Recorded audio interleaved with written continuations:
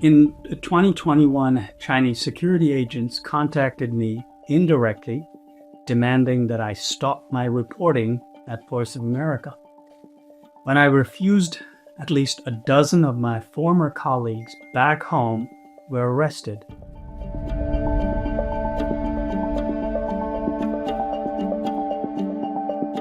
My name is Kasim Kashgar. I'm a Uyghur journalist and former reporter at Voice of America, where I covered Uyghur issues in English and Chinese from Washington, D.C. The closure of Radio Free Asia's Uyghur service, along with Voice of America's nascent Uyghur programming, has left millions of Uyghurs without any dedicated independent broadcast in their own language. For Uyghurs in China living under near total information control, this means one less window to the outside world.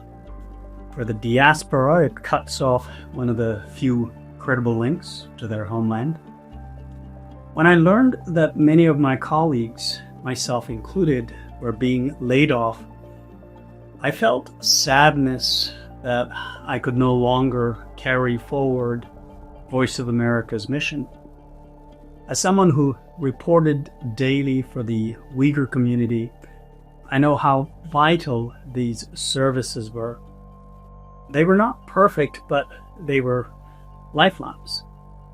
Their disappearance plays directly into Beijing's strategy to monopolize the narrative about Uyghurs.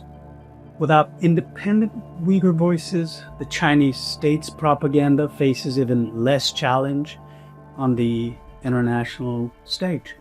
China does not only silence journalists inside its borders, it extends intimidation abroad through threats, surveillance, and pressure on family members still living in the Uyghur homeland. This transnational repression is designed to remind us that even in exile, we are never fully safe. In 2021, Chinese security agents contacted me indirectly, demanding that I stop my reporting at Voice of America.